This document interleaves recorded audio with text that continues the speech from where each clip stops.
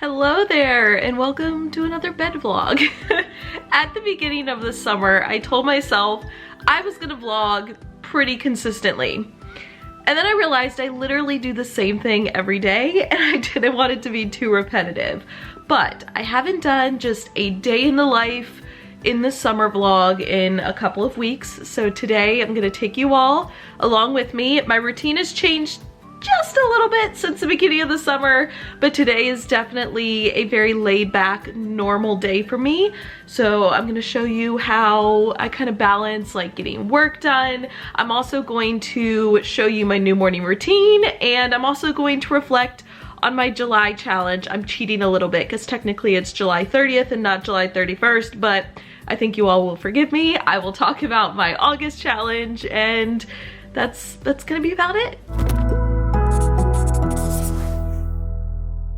Let's talk morning routine. Lately, I have been getting up around 8:15. That is when Billy is heading downstairs to finish getting ready for work. And the first thing I always want to do is drink water. So I have a Hydro Flask, which I know that these are ridiculously expensive, but I will also say it's a phenomenal water bottle. Billy and I have taken this to the beach with ice in it, and it has sat in the sun on the beach in 100-degree weather for 6 hours and the ice would still not be melted. So I love that it keeps the water nice and cold. I fill this up the night before when I go to bed. I'll drink a little bit before bed, but not much because, you know, I don't want to get up and pee throughout the night. But first thing in the morning, I will start drinking this, and I've also been bringing my laptop upstairs and just kind of keeping it on my nightstand. So I will actually start right here in bed for about 30 minutes or so, and I will do work. So it might be podcast editing, it might be YouTube work, it might be answering emails, and those are tasks that I tend to not enjoy quite as much, so I get them done first thing in the morning.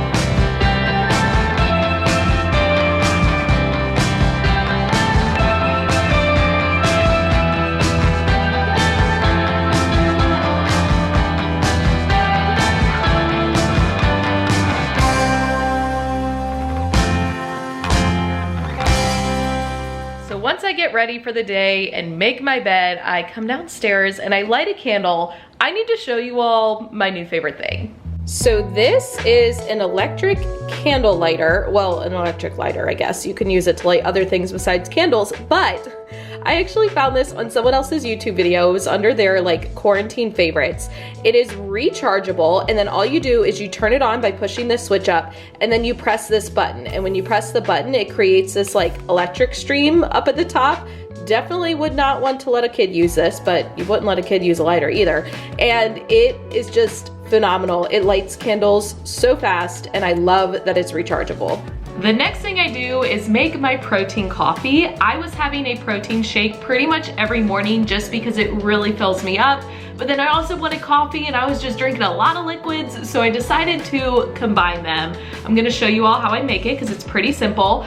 I do use one of those like Ninja blender things because I've tried a frother and it does not mix up the protein well enough, so I actually blend it up. So I have my cup. The first thing I do is add in a little bit of milk. I'm using the Silk Almond unsweetened vanilla milk, and I typically do like a half a cup-ish. Luna, this is not for you.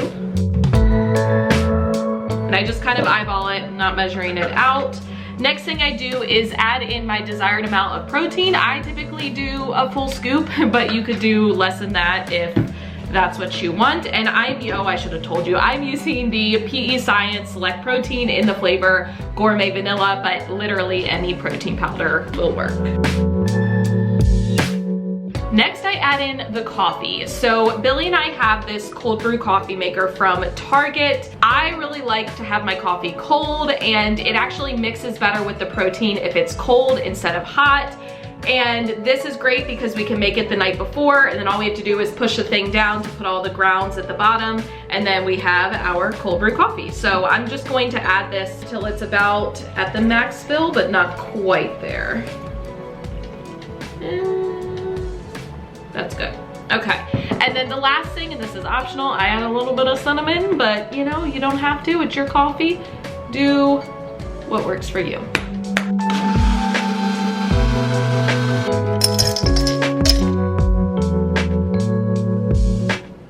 Then, as you can see, I do end up putting it in a separate mug only because I get 2 servings out of what I just made, and I dilute it with a little bit of water and I add in some ice only because it is very sweet due to the protein powder, and this helps just to cut down on the sweetness a little bit, and I get 2 servings.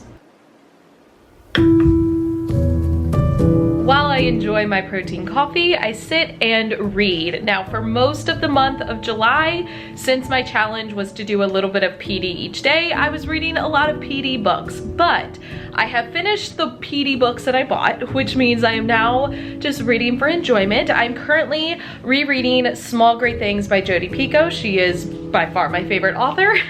I read this when it first came out, but I haven't read it since then, so I'm just going back, rereading, and enjoying.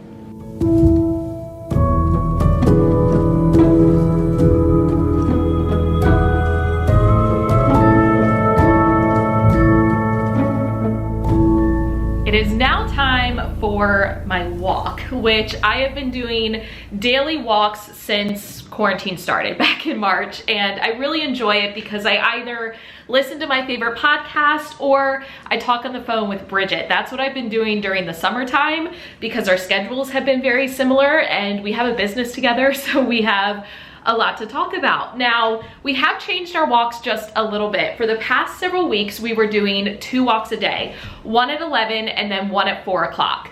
But recently we have switched to doing just one longer walk at 11.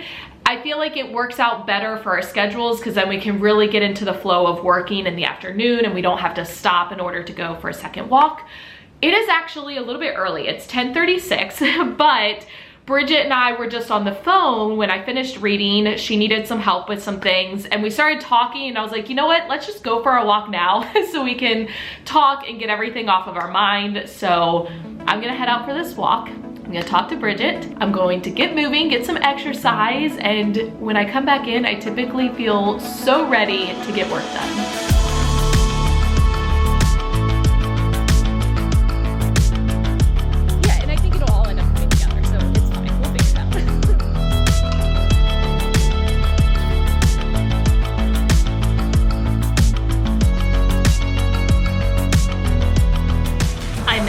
Sweaty mess. The feels like temperature was 100 degrees, so that was fun. But our walk done, it is now time to eat because I am hungry again. Protein coffee does hold me over for a couple of hours, but I'm ready for some real food. So let me show you what I am having. Don't get excited because it's not that exciting.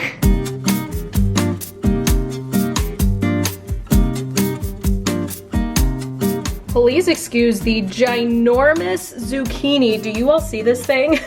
My parents gave it to us from their garden and we're gonna eat it for dinner later this week. But today, lunch is a taco salad. This is actually leftover from dinner the other night, so I just put in some shredded lettuce, and then I had leftover ground beef and corn. We don't cook it together, but we store the leftovers together in the same container. So I just heat up the ground beef and corn, add that on top of the lettuce, and a little bit of salsa.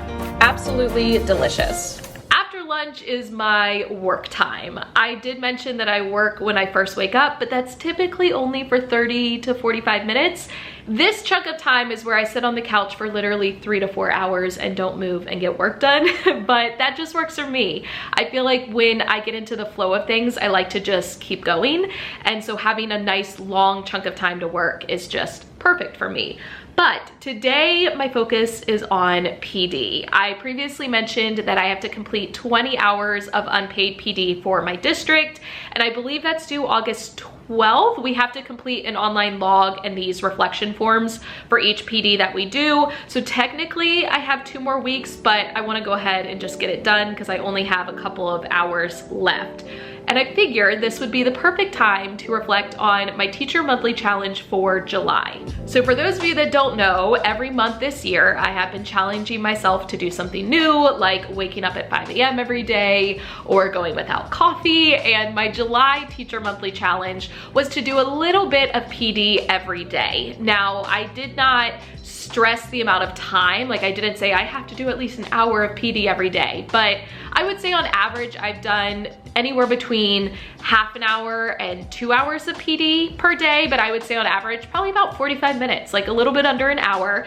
And overall, I've really liked it because I feel like I've gotten through so much content, but I was only working on it for a little bit of time each day, and I did really, really like that. So for this reflection, I thought I would go ahead and share with you all what I have been doing for PD. We're gonna start with some books because I did try to read pretty much every day, and then I'll talk about some online and virtual options for PD. So for books, I read 3 different books. The first one is Why Are All the Black Kids Sitting Together in the Cafeteria? Really enjoy this book. It's very eye-opening. I highly recommend it. It really just breaks down race and racism. It gets into the history of racism, and honestly, just in like the first 20 pages of this book, I felt like I learned so much. So I will link this for you. I highly recommend you read it. It is, like I said, just very eye-opening, and you have to go into the book with an open mind. You can't go into it feeling defensive. You definitely have to just go into it wanting to learn and expand your knowledge, and if that's the case, you will get so much out of it. So highly recommend this. It is a very long book. I actually started this in June, but I finished it in July. The next 2 books actually go together. I wanted to focus a lot on mathematics PD because I'm supposed to, fingers crossed, this next year go back to just teaching math and science. So quick rundown, when I started teaching in this district, so teaching 4th grade, my first year I taught math, science, and social studies. My second year I taught just math and science. Last year I taught math and reading, and then this year it's going to be math and science. But I said fingers crossed, because we are going to be online until the end of January, I might go back to teaching all of the subjects. We really don't know. We're still waiting to kind of figure things out. But I wanted to focus on mathematics PD because I love teaching math, and I just get excited to learn how to do it better. And I feel like I still have so much to learn. Like, I think I'm a good math teacher, but I can be better. So I actually found these books from Mix and Math on Instagram, Brittany. She is a phenomenal math teacher and a phenomenal resource for mathematics, so I will link her down in the description. But the first one that I read was Making Sense of Mathematics for Teaching Grades 3 through 5, and they do have other grade levels, but obviously this is the one that applies to me. And first of all, just so you all realize, like, when I read a book, oh, you probably can't see because it's so bright. Hold on. Kind of. Well, all right. I highlight in the book, I write in the book.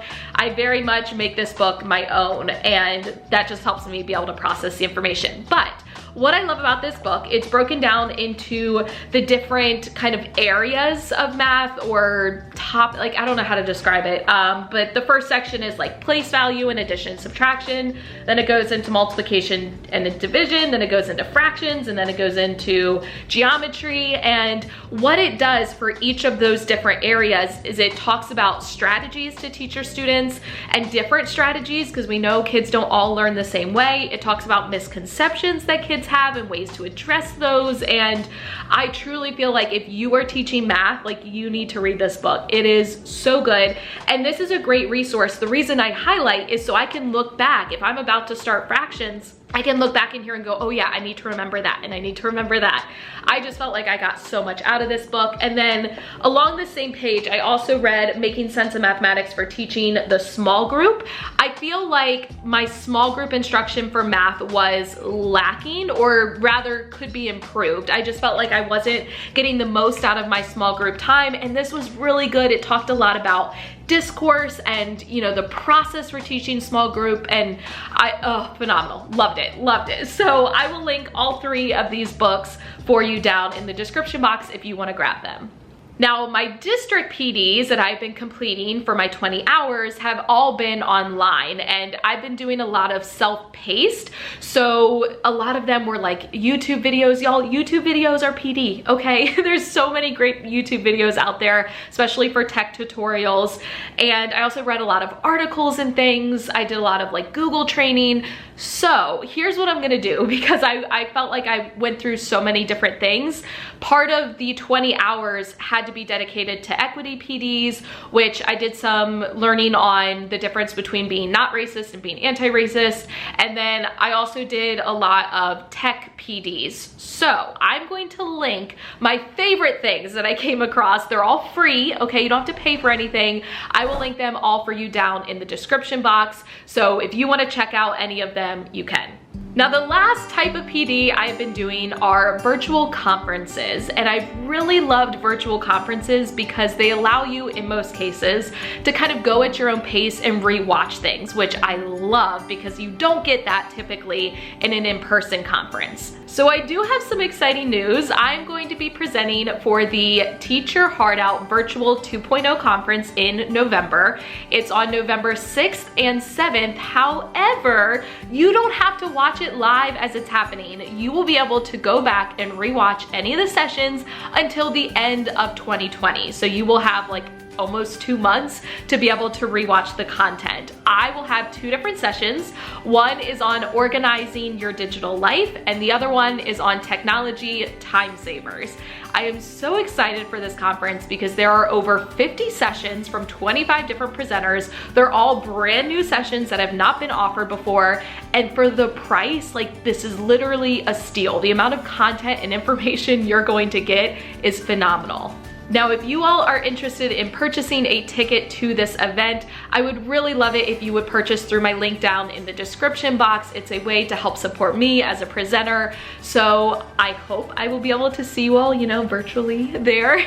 But I'm really excited because I have been loving virtual conferences. Personally, going to conferences sometimes can be very overwhelming because I am an introvert. I know it may not seem like it because I have a YouTube channel, but I am an introvert. So being able to learn from all of these people while in the comfort of my own home and being able to rewatch the content and the sessions and the information just works for me a lot better. So hopefully you all will be able to join me. Again, the link for that is down in the description box. Now let's talk about August. So my August Teacher Monthly Challenge is going to be to do something for my classroom every single day. Now, when I say classroom, I really kind of mean my virtual classroom because, like I've told you all already, I'm going to be teaching online through the end of January. I do not know yet if I'm going to be teaching from my physical classroom or from home. We haven't been told. You all probably saw in my last video, I did go ahead and create a classroom space here in my house, just in case, because personally I think even if I'm teaching in my classroom, I might end up back at home. You know, if things continue to flare up, who knows, right? None of us know anymore. So I wanted to make sure I had that classroom space. So for the month of August, as I'm preparing for teaching online, it's going to be a lot of creating digital resources and things that I can use, but I'm going to do at least one thing to help prepare for the school year every single day in August. I'm going to do more of a vlog style video where I show you all of those things that I am creating, and I'm gonna try to make as many of them available to you all as I can. So super excited for that. I'm gonna go ahead and work on the PD for my district and try to get that done, and then I'll check in with you after.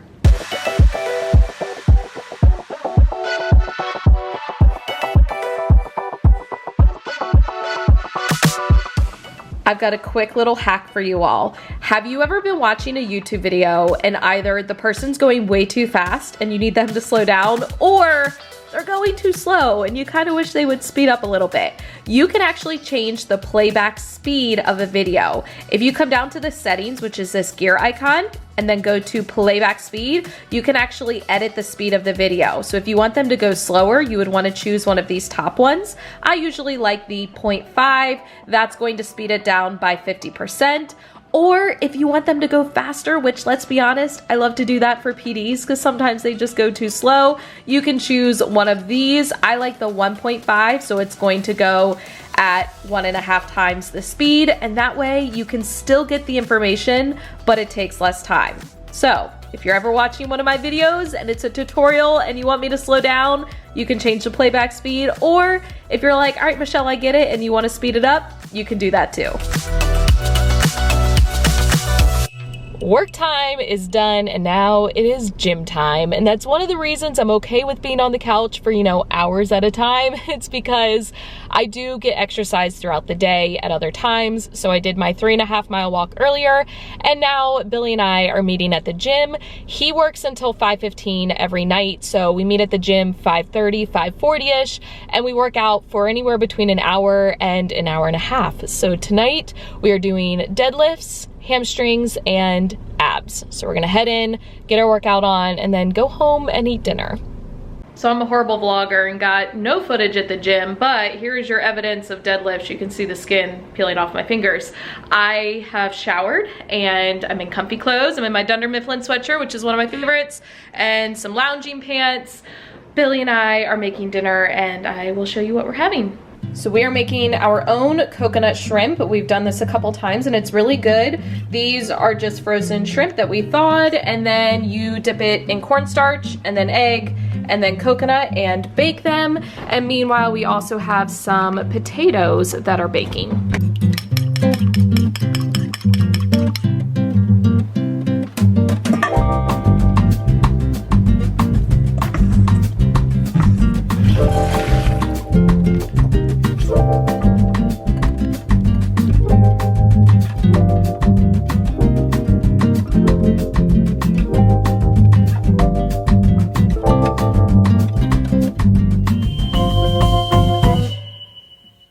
Dinner has been consumed, and lately Billy and I will spend just 10 or 15 minutes after dinner playing a game as a way to kind of decompress from the day. So I want to show you all one of my new favorite games.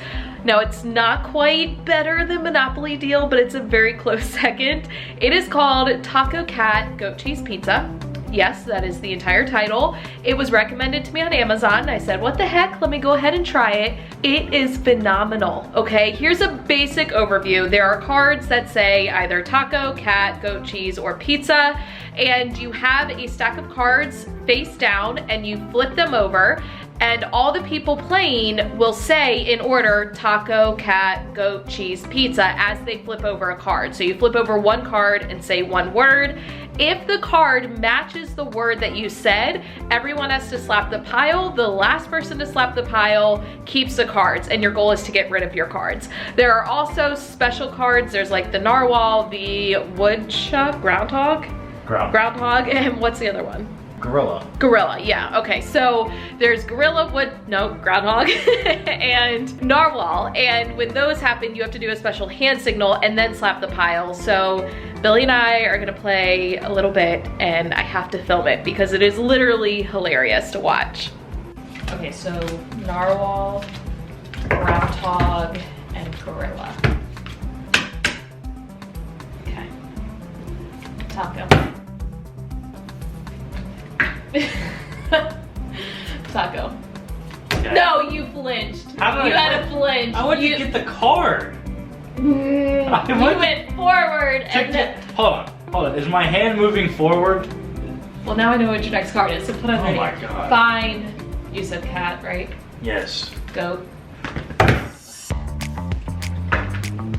Taco. Cat. Goat. Cheese. Pizza. Taco. Cat. Can you not? You're like smacking it down every like time. Pushing towards you. Alright. Taco. Whoop! We both did it. Taco. Cat. Whoop. Cheese. Ah. Taco. Whoop. Taco.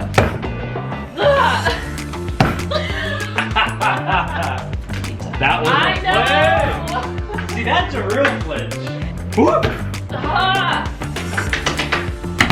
Ow. Okay. Taco. Taco. Whoop. Taco. Ow.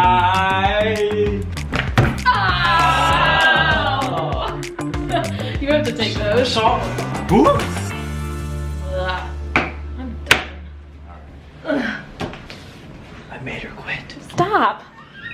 So that is basically it. The last item on my agenda is to go upstairs, watch some Survivor, and go to sleep. Now, I know this vlog was probably not that exciting. I mean, I've definitely shown most of the things in this video plenty of other times, but that's my reality. You know, I do tend to do the same thing every day. If you did enjoy it though, please give it a thumbs up and hit the subscribe button and notification bell so you don't miss any future videos, especially because I have some very exciting videos coming up. They've been highly requested, okay? That's a hint. But thank you so much for watching. I love you all so much. Don't forget to put your positive pants on, and I'll catch you in the next one.